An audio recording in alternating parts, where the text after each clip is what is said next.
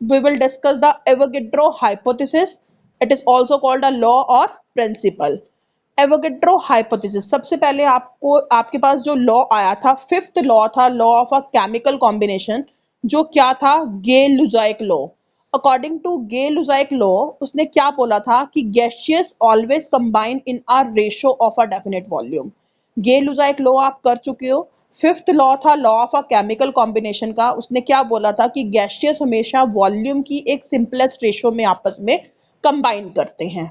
उसके बाद नेक्स्ट हमने करा था Dalton atomic theory. Dalton atomic theory में क्या बोला गया था कि atom of the element are always combine in a definite ratio of a mass. Means जो हमारे पास सेकंड लॉ था, law of a constant composition.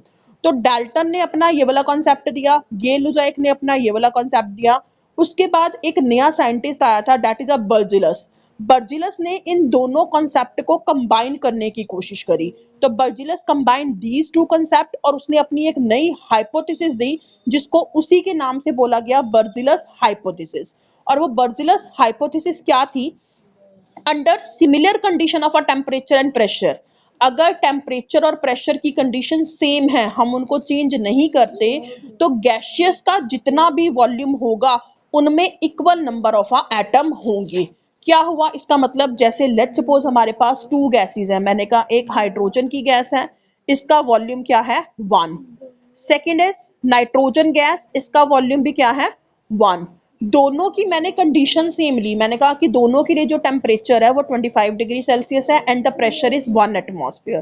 तो जब दोनों गैसेस के लिए हमारे पास वॉल्यूम सेम होगा, तो इसमें कितने नंबर ऑफ एटम होंगे, यानी कि 1 वॉल्यूम ऑफ हाइड्रोजन गैस में कितने नंबर ऑफ एटम होंगे? This is an. सेकेंड हमारे पास जो नाइट्रोजन गैस है, इसके लिए 1 वॉल्यूम ऑफ नाइट्रोजन गैस में कितने नंबर ऑफ एटम होंगे? This is an. ये किसकी हाइपोथेसिस थी? ये बर्जिलस की हाइपोथेसिस थी। बर्जिलस ने ये हाइपोथेसिस कैसे दी? By combining a Gay Lussac law and by combining a Dalton atomic theory. After that, but every element not exist in their monoatomic state. अब हमने कह दिया कि जैसे मैंने आपको अभी एग्जांपल बताया कि हाइड्रोजन यहाँ पे H2 की फॉर्म में एग्जिस्ट कर रहा है, तो H2 एक मॉलिक्यूल है, ना कि वो एटम है। नाइट्रोजन एक मॉलिक्यूल है, ना कि वो एटम है। तो वो क्या कहते हैं कि हर एक एलिमेंट अपनी मोनोअटोमिक स्टेट में एग्जिस्ट नहीं करता, तो इसी वजह से उसके नंबर ऑफ एटम को कैलकुलेट करना एक इफेक्टिव वे नहीं माना गया। Then the number of atom is not a more effective. तो उन्होंने क्या कहा कि जब एलिमेंट इंडिपेंडेंटली एग्जिस्ट करते हैं जिस भी स्टेट में, चाहे वो उसकी एटम है, चाहे वो मॉलिक्यूल है, आफ्टर दैट इसके बाद बर्जिलस की थ्योरी को ही कोरिलेट करते हुए एक और नया साइंटिस्ट आया, वो क्या था? एवोगेड्रो। जब बर्जिलस ने अपनी ये वाली हाइपोथेसिस दी, तो ये वाली हाइपोथेसिस के अकॉर्डिंग अगर हम देखें तो H2 is not a atom, N2 is not a atom, but atmosphere में जो हाइड्रोजन और नाइट्रोजन गैस है वो इसी फॉर्म में एग्जिस्ट करती हैं। अगर हम बात करें सोडियम, वो एक एटम है जो एक सिंगल मोनोअटोमिक स्टेट में एग्जिस्ट करता है, बट कई चीजें ऐसी होती हैं जो एक सिंगल मोनोअटोमिक स्टेट में एग्जिस्ट ना करके मॉलिक्यूल की स्टेट में एग्जिस्ट करती हैं। तो उसी हाइपोथेसिस को फर्दर एक दूसरे साइंटिस्ट ने, जो क्या था, एवोगेड्रो था, उसने कोरिलेट करा और उसने अपनी एक नई हाइपोथेसिस दी। उसने कहा कि एलिमेंट जिस भी इंडिपेंडेंट फॉर्म में एग्जिस्ट करते हैं, चाहे वो कोई मॉलिक्यूल है, उसमें भी सेम लॉ फॉलो होगा। वो क्या होगा? Under the similar condition of a temperature and pressure, equal volume of all the gases contain a equal number of a molecule. तो सिर्फ बर्जिलस और एवोगेड्रो थ्योरी में क्या डिफरेंस था कि बर्जिलस ने कहा कि उसमें इक्वल नंबर ऑफ एटम होंगे, बट एवोगेड्रो ने कहा कि एटम, कई गैसेस ऐसी होती हैं जो एक सिंगल एटम की फॉर्म में एग्जिस्ट नहीं करती, वो मॉलिक्यूल की फॉर्म में एग्जिस्ट करती हैं। तो उसने बोल दिया कि अगर हम टेम्परेचर और प्रेशर की कंडीशन सेम रखें, तो उसमें नंबर ऑफ मॉलिक्यूल्स भी क्या होंगे? इक्वल होंगे। तो दोनों की जो पोस्टुलेट्स थे, जो दोनों की हाइपोथेसिस थी, ऑलमोस्ट सेम थी। सिर्फ उसमें क्या डिफरेंस था? उसने एटम की बात करी थी, उसने मॉलिक्यूल की बात करी थी। एवोगेड्रो ने कहा कि हमारे पास जो एलिमेंट मॉलिक्यूल की फॉर्म में भी एग्जिस्ट करते हैं। इसी को ही बेटा हम एक एग्जाम्पल के थ्रू समझेंगे। देखो, जैसे मैंने कहा hydrogen plus chlorine, these are the atom, when hydrogen atom or chlorine atom react with each other to form a hydrogen chloride gas, its formula is HCl. According to Berzelius concept, Berzelius ने क्या बोला था कि अगर equal volume है, equal volume hydrogen का यहाँ पे कुछ भी मेंशन नहीं है तो it means 1 is given, chlorine का कुछ भी मेंशन नहीं है, इट मींस क्लोरीन का वॉल्यूम भी 1 दिया है। जो हाइड्रोजन क्लोराइड है इसमें एक हाइड्रोजन का एटम है और एक क्लोरीन का एटम है। तो according to Berzelius concept, in a one volume of a hydrogen the number of atom is a n and chlorine the number of atom is a n. In hydrogen chloride in which two atoms combine with each other, here is the number of atom is a 2n.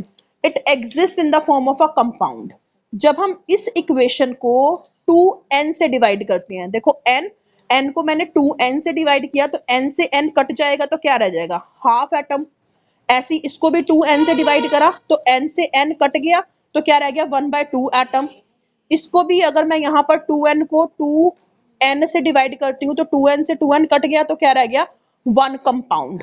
तो तुम खुद देखो, हम ये तो कह सकते हैं कि एक सिंगल एटम तो एग्जिस्ट करता है, पर क्या हाफ एटम एग्जिस्ट करेगा, करेगा कि नहीं, ये एग्जिस्ट करेगा ही नहीं। क्योंकि हम कह सकते हैं कि एक हाइड्रोजन तो एग्जिस्ट कर सकता है, सिंगल एच एग्जिस्ट कर सकता है, पर अगर मैं कहूँ आधा एच एग्जिस्ट कर रहा है, आधा हाइड्रोजन एग्जिस्ट कर रहा है, तो इट इज नॉट पॉसिबल। तो वहां पे आके बर्जिलस का कॉन्सेप्ट थोड़ा सा लैक हो गया था। अगर हम इसी इक्वेशन के ऊपर एवोगेड्रो लॉ अप्लाई करते हैं तो एवोगेड्रो लॉ ने क्या बोला कि हाइड्रोजन के 1 वॉल्यूम में उसके n मॉलिक्यूल होंगे। अभी मैंने आपको बताया था कि एवोगेड्रो ने कहा कि हमारे पास जो एलिमेंट है वो इंडिपेंडेंटली मॉलिक्यूल की फॉर्म में एग्जिस्ट करते हैं, तो उसने कहा वैसे ही एटम की जगह उसने मॉलिक्यूल लिख दिया। क्लोरीन के 1 वॉल्यूम में कितने हैं, n मॉलिक्यूल हैं। हाइड्रोजन क्लोराइड के कितने हैं, 2n मॉलिक्यूल हैं। अगर हम इस इक्वेशन को भी बर्जिलस कॉन्सेप्ट के अकॉर्डिंग 2n से डिवाइड करते हैं तो हमारे पास क्या आ जाएगा, ये n है, इसको हमने 2n से डिवाइड करा तो n से n कट गया हाफ मॉलिक्यूल, n से n कट गया हाफ मॉलिक्यूल, 2n से 2n कट गया 1 मॉलिक्यूल। तो हाफ मॉलिक्यूल का मतलब क्या हुआ, 1 एटम। देखो हाइड्रोजन का एक मॉलिक्यूल क्या हुआ, H2, ये पूरा एक मॉलिक्यूल है। अगर मैं एक मॉलिक्यूल का हाफ करूं तो हाफ क्या, हाफ मॉलिक्यूल का मतलब क्या हुआ कि वो एक सिंगल H की बात कर रहे हैं और वो हाफ मॉलिक्यूल क्या है, एक सिंगल एटम है। तो ये तो एग्जिस्ट कर सकता है, बट एक सिंगल H एटम का हाफ करे वो एग्जिस्ट नहीं कर सकता। यहीं से इसके बाद जो एवोगेड्रो हाइपोथेसिस थी वो सही मानी गई। उसने क्या कहा कि अगर हमारे पास सिमिलर कंडीशन होंगी टेम्परेचर और प्रेशर की, उसका अगर वॉल्यूम दो गैसेस का इक्वल है तो उसमें equal number of a molecule होंगे।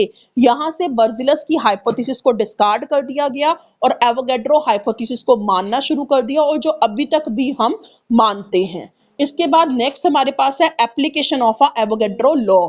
एवोगेड्रो लॉ की हेल्प से हम क्या क्या चीज कैलकुलेट कर सकते हैं। फर्स्ट क्या है, calculate the atomicity of elementary gases. सबसे पहले बेटा आपको पता होना चाहिए कि एलिमेंट्री गैसेस क्या होती हैं। एलिमेंट्री गैसेस क्या होती हैं, जो 2 की फॉर्म में एग्जिस्ट करती हैं, जैसे H2, O2, Cl2, F2, I2, N2, the gases which exist in the form of a 2, these are called the elementary gases। जैसे अगर मैं ओजोन की बात करूं, ओजोन एक गैसेस है, वो 3 की फॉर्म में एग्जिस्ट करती हैं। नेचर में जिस फॉर्म में गैसेस मिलती हैं उनको उन्हीं की क्या बोलते हैं, एलिमेंट्री स्टेट बोलते हैं। हमने की क्या कैलकुलेट करनी है बेटा, एटॉमिसिटी। एटॉमिसिटी क्या है, नंबर ऑफ एटम, मीन्स कि how many number of atom present in a elementary gases. तो देखो एटॉमिसिटी का मतलब क्या है, atomicity of the elementary substance is defined as the number of atom. Atomicity से ही वर्ड निकल रहा है, atom means number of atom of the element present in one molecule of the substance. जैसे एग्जाम्पल देखो, एग्जाम्पल से तुम्हें definition clear हो जाएगी कि what is the meaning of this atomicity. अगर O2 में कितने, O2 एक मॉलिक्यूल है, एलिमेंट्री गैस है, इसमें कितने नंबर ऑफ एटम है, 2, O2 है, इट्स एटॉमिसिटी इज 2। ओजोन एक एलिमेंट्री गैस है, इसमें कितने नंबर ऑफ ऑक्सीजन है, 3, तो it's atomicity is 3। See the next example. What is this example? When hydrogen gas combine with oxygen, it form a H2O. अगर हम इस इक्वेशन को बैलेंस्ड फॉर्म में लिखते हैं तो हम यहाँ पर 2 लगाते हैं, यहाँ पर भी 2 लगाते हैं। According to Dalton equation, according to Gay Lussac, not Dalton, according to a Gay Lussac law, इसके कितने वॉल्यूम होंगे? 2 वॉल्यूम ही होंगे, क्योंकि इसका स्टाइकोमेट्रिक कोएफिशिएंट 2 है, यहाँ पर 2 लिखा हुआ है। इसके कितने वॉल्यूम होंगे? 1 वॉल्यूम। इसके कितने वॉल्यूम होंगे? 2 वॉल्यूम। तो अकॉर्डिंग टू एवोगैड्रो कंसेप्ट, अगर इसके 2 वॉल्यूम है तो कितने नंबर ऑफ मोल्स होंगे? 2n होंगे। देखो हमने बोला था कि अगर हमारे पास 1 वॉल्यूम है, 1 वॉल्यूम में कितने नंबर ऑफ मॉलिक्यूल्स या एटम है? n। अगर 2 वॉल्यूम है तो नंबर ऑफ मॉलिक्यूल्स भी क्या हो जाएंगे? 2n। तो तभी मैंने यहाँ पर 2n मॉलिक्यूल्स लिखा हुआ है। अगर 1 वॉल्यूम है तो 1 वॉल्यूम में कितने मॉलिक्यूल्स होंगे? 1n molecules. 2 वॉल्यूम में तो कितने होंगे? 2n molecules. अब हम इस इक्वेशन को 2n से डिवाइड करते हैं। 2n से डिवाइड करेंगे तो 2n से 2n कैंसिल, क्या आ जाएगा? 1 मॉलिक्यूल। इसमें क्या आ जाएगा? 2n से करेंगे तो n से n कैंसिल, 1.5। 2n से करेंगे तो हमारे पास डिवाइड करेंगे तो क्या आ जाएगा? 1 मॉलिक्यूल। इसका मतलब क्या हुआ कि अगर हम 1 मॉलिक्यूल की बात कर रहे हैं, देखो अगर एक H2O का फॉर्मूला है, एक H2O के फॉर्मूले में हाइड्रोजन के कितने एटम है? 2 हाइड्रोजन के एटम है। 2 हाइड्रोजन के एटम मतलब एक H2 का मॉलिक्यूल है। बट O के कितने हैं? O का एक एटम है, एक मॉलिक्यूल नहीं है। तो यहाँ पर एक मॉलिक्यूल का मतलब पूरा H2 है। इस अनबैलेंस्ड इक्वेशन में देखो H2O है ना, यानी कि एक पूरा मॉलिक्यूल है। अगर मैं बात करूं O की, तो O का क्या है? हाफ। पूरे मॉलिक्यूल में क्या होगा? O2 होगा। बट H2O फॉर्मूले में हाफ ऑक्सीजन है एक वाटर मॉलिक्यूल में। इज इट क्लियर बेटा? आई होप सबको समझ आ रहा होगा बेटा। आगे देखो हम क्या बोलते हैं कि 1 mole of the water contain half molecule of the oxygen, या फिर हाफ मॉलिक्यूल का मतलब क्या है? 1 एटम ऑफ ऑक्सीजन। तो हम बोल सकते हैं 1 half molecule of oxygen equal to 1 atom of oxygen. 1 molecule of oxygen का मतलब क्या हुआ? 2 एटम ऑफ ऑक्सीजन। तो इसी वजह से ऑक्सीजन की एटॉमिसिटी क्या है? 2। ये तो हमने डाल्टन के अकॉर्डिंग बता दिया। अगर आपको नहीं याद रहता तो सिंपली भी आप फॉर्मूला देख के बता सकते हो कि किसी भी एलिमेंट्री गैस की एटॉमिसिटी क्या होगी। जैसे ऑक्सीजन में 2 एटम है तो इट्स एटॉमिसिटी इज 2, क्लोरीन में 2 एटम है तो इट्स एटॉमिसिटी इज 2, ओजोन में 3 एटम है तो इट्स एटॉमिसिटी इज 3। अगर हम बात करें हाइड्रोजन गैस, इसमें 2 एटम है तो इट्स एटॉमिसिटी इज 2। अगर मैं बात करूं अमोनिया, अमोनिया एक गैस है तो इसमें कितने नंबर ऑफ एटम है? 3 और 1 4, atomicity is 4, because 4 number of atom is present in ammonia gas. तो इस तरह से हम एटॉमिसिटी किसी भी गैस की कैलकुलेट कर सकते हैं। सेकंड हमारे पास है टॉपिक, सेकंड जो इसकी एप्लीकेशन है वो क्या है? To find the relationship between molecular mass and a vapour density. आपने ये फॉर्मूला याद रखना है, ये फॉर्मूला बेटा आगे भी यूज होगा कि अगर वेपर डेंसिटी गिवन है और वेपर डेंसिटी को हमने मॉलिक्यूलर मास में चेंज करना है तो हम इसको 2 से मल्टीप्लाई कर देंगे। तो हमारे पास क्या फॉर्मूला बन जाता है? Molecular mass equal to 2 multiply by a vapour density. Last application is to find the relationship between the mass and volume of a gas, कि मास और वॉल्यूम के बीच में क्या रिलेशनशिप है। तो आपने ये याद रखना point, this is a very important point. 22.4 litre of any gas, कि किसी भी गैस का वॉल्यूम हम 22.4 लीटर लेते हैं। किस कंडीशन पे? STP condition. एसटीपी कंडीशंस क्या है बेटा? एसटीपी की फुल फॉर्म क्या है? Standard temperature pressure. Standard temperature pressure means the temperature is 25 degrees Celsius and the pressure is 1 atmosphere or a 1 bar. These conditions are called a standard temperature pressure. उस पे हम किसी भी gas का जो volume assume करेंगे वो कितना अज्यूम करेंगे? 22.4 लीटर। इसी के साथ साथ आपका ये वाला टॉपिक एवोगैड्रो लॉ क्या है, एवोगैड्रो हाइपोथेसिस क्या है और उसकी एप्लीकेशन क्या है वो फिनिश होता है।